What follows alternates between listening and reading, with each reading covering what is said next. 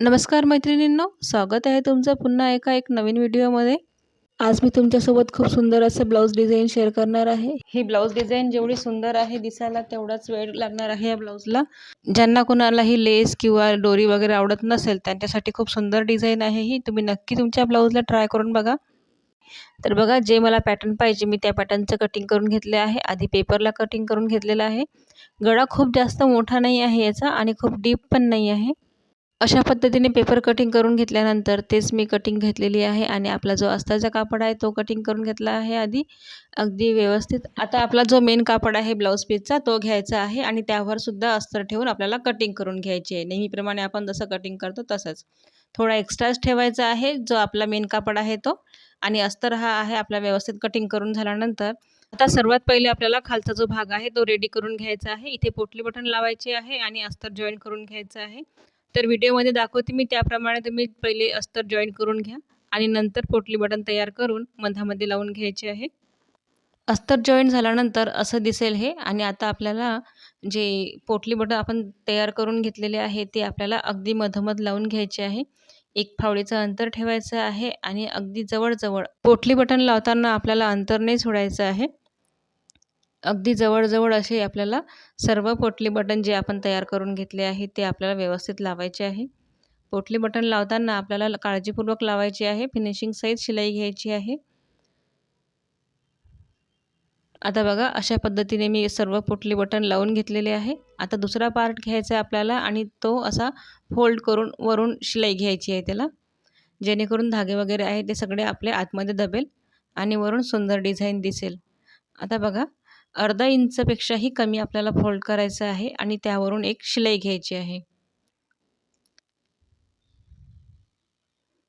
आता माझा खालचा पार्ट रेडी करून झालेला आहे. आता आपल्याला वरचा पार्ट घ्यायचा आहे. आता वरच्या पार्टला जे आहे ती थोडी डिझाईन आहे कर्व शेपमध्ये. तर त्यासाठी आपल्याला कॅनव्हासवर कटिंग करून घ्यावं लागणार आहे पहिले. आता बघा, अशा पद्धतीने आपल्याला जॉईन करायचे आहे. व्हिडिओमध्ये दाखवते त्या पद्धतीने. आता आपल्याला पहिले कॅनव्हासवर कटिंग करून घ्यायचे आहे. व्हिडिओमध्ये दाखवते मी त्या पद्धतीने तुम्ही थोडंसं एक्स्ट्राच कॅनव्हास कटिंग करा. आणि अशा पद्धतीने कॅनव्हास कटिंग करून घेतलेलं आहे मी. डबल फोल्ड कॅनव्हास आहे आणि 1.5 इंचाच्या अंतराने असे अर्धगोल असे आकार तयार करून घेतलेले आहे.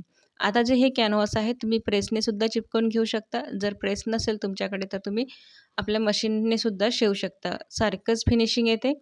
आता मी इथे मशीननेच शिवून घेणार आहे. अस्तरवर आपला कॅनव्हास शिवून घ्यायचा आहे आपल्याला आधी. जर तुम्ही माझे व्हिडिओ रोज बघत असेल तर नक्कीच चॅनलला सबस्क्राईब करा, असेच रोज नवनवीन व्हिडिओ बघण्यासाठी. जर तुम्हाला शिवण क्लासविषयी थोडीफार माहिती असेल तर तुम्ही रोज व्हिडिओ बघून तुमचे स्वतःचे ब्लाऊज स्वतःच शिवू शकता. आता बघा, मी एक पार्ट रेडी करून घेतलेला आहे. त्याच पद्धतीने आपल्याला दुसरा पार्टसुद्धा रेडी करायचा आहे. पिनअप करून घ्यायचं आहे. व्यवस्थित अशी शिलाई करून घ्यायची आहे. कुठेही मागे पुढे न एक फावडीच्या अंतराने मी शिलाई करून घेतलेली आहे आधी अस्तरवर. आणि तोच अस्तर आपल्याला जो आपला मेन कापड आहे ब्लाऊजचा त्याच्यावर ठेवून आपल्याला शिलाई करून घ्यायची आहे. या चॅनलवर तुम्हाला सुंदर blouse design, one piece design, नऊवारी डिझाईन, स्लीव्ज डिझाईन बघायला मिळेल. जर तुम्हाला असंच नवनवीन ब्लाऊज व्हिडिओ पाहण्याची आवड असेल किंवा शिकायची आवड असेल तर तुम्ही नक्की चॅनलला सबस्क्राईब करा. सरळ बाजूने आपल्याला कॅनव्हास ठेवावा लागेल. आपण जसं नेहमीप्रमाणे गळा बनवतो त्याच पद्धतीने आपल्याला हा कॅनव्हास ठेवायचा आहे आणि आपल्याला शिवून घ्यायचं आहे. आता फक्त एवढं लक्षात ठेवायचं आहे की उलट्या बाजूला नाही झाला पाहिजे आपला अस्तर. जो सरळ बाजू आहे आपल्या ब्लाऊज पीसची, सरळ बाजूने आपल्याला कॅनव्हास अटॅच करून घ्यावं लागेल. आता एखाद्या नुकील्या वस्तूने आपल्याला जो आपला कापड आहे तो बाहेर काढून घ्यायचा आहे आणि बाहेरून एक फिनिशिंग सहित शिलाई द्यायची आहे. कुठेही शिलाई कट नाही झाली पाहिजे, अशा पद्धतीने आपल्याला फिनिशिंग सहित शिलाई घेऊन घ्यायची आहे. जर कॉर्नर वगैरे काढायचे असेल ते आधीच काढून घ्यायचे आहे. सुंदर ब्लाऊज डिझाईन दिसते ही. तुम्ही नक्की तुमच्या ब्लाऊजला ट्राय करून बघा. आता यावर तुम्ही लेस किंवा लटकन कुठल्याही प्रकारचे तुम्हाला जे लावायचं असेल तुम्ही लावू शकता. शो बटनसुद्धा लावू शकता. आता हे जे क्लायंटचं ब्लाऊज आहे त्यांना असं काही पाहिजे नाही, त्यासाठी मी कुठल्याही प्रकारची लेस किंवा काही लावलेलं नाही आहे. आता बघा, जर आपला शोल्डरचा भाग आहे त्याला असे मार्किंग करून घ्यायचं आहे, कारण की दोन्ही पार्ट सारखे दिसत आहे. त्यासाठी आपल्याला शोल्डरला मार्किंग करून घ्यायचं आहे, जो भाग शोल्डरचा आहे तो. आणि अशा पद्धतीने आपले दोन्ही पार्ट रेडी करून घ्यायचे आहे. आता जे आपले पेपर कटिंग होती ती आपल्याला ठेवून कटिंग करून घ्यायचा आहे. जो एक्स्ट्रा कापड आहे तो आपल्याला शोल्डरला आपल्याला अर्धा इंच एक्स्ट्रा ठेवायचा आहे, कारण की आपला अर्धा इंच शिलाईमध्ये जाणार आहे.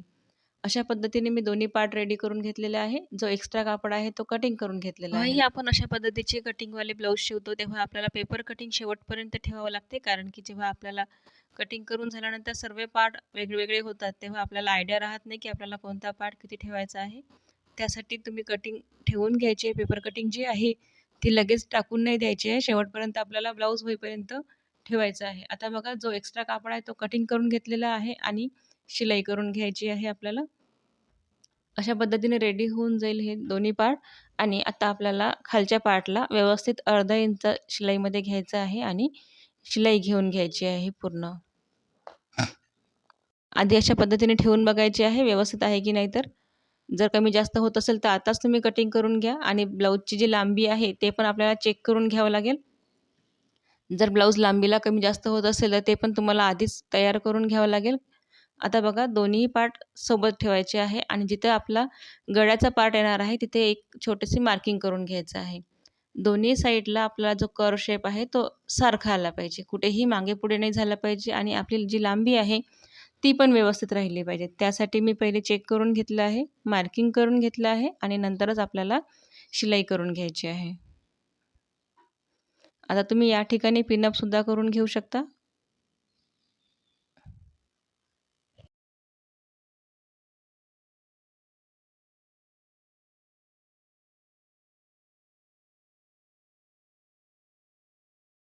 आता इथे मी दोन्ही साईडला चेक करून घेतलेलं आहे. मला जेवढी लांबी पाहिजे तेवढी आहे व्यवस्थित आणि थोडं मागे-पुढे होत असेल तर तुम्हाला ते सेट करून घ्यायचं आहे. जेव्हा अशा पद्धतीचे गळे असतात तेव्हा आपल्याला खूप वेळ लागतो, कारण की जी लांबी आहे ती पण व्यवस्थित आली पाहिजे आणि जी डिझाईन आहे ती पण व्यवस्थित आली पाहिजे. त्यासाठी आता बघा, मी दोन्ही पार्टला पिनअप करून घेतलेलं आहे आणि जो आपला पेपर कटिंग आहे त्याने चेक करून घेतलं आहे. अगदी व्यवस्थित आहे आणि जी लांबी आहे ती पण व्यवस्थित आहे. तर अशा पद्धतीने तुम्हाला ठेवून आधी सर्व चेक करून घ्यायचं आहे. आता बघा, हे माझं मापाचा ब्लाऊज आहे. याची जेवढी लांबी आहे त्याच्यापेक्षा आपल्याला अर्धा इंच एक्स्ट्रा आली पाहिजे. आता जी लांबी आहे ब्लाऊजची ती 14 इंच आहे. तर हा थोडा जास्त होत होता माझा, त्यासाठी मी आणखी थोडा खाली घेतलेली आहे डिझाईन आणि 14.5 इंचावर आपल्याला ठेवून घ्यायचं आहे. 14.5 इंच यासाठी, जर रेडी आपल्याला 14 इंच पाहिजे तर आपल्याला अर्धा इंच एक्स्ट्रा ठेवावं लागेल, कारण की वरून शोल्डरमधून आपल्याला शिलाईमध्ये जाईल त्यासाठी. आता बघा, अशा पद्धतीने व्यवस्थित तुम्हाला ठेवून घ्यायचं आहे. आधी शिलाई मारायच्या आधीच आपल्याला हे सेट करून घ्यावं लागेल.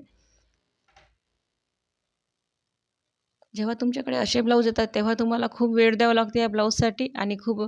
आता क्लायंटला काय आहे, क्लायंट म्हणतील की आता ही एवढीच डिझाईन आहे, पण जेव्हा आपण शिवतो तेव्हाच आपल्याला समजते की त्याच्यामध्ये किती वेळ लागणार आहे तो.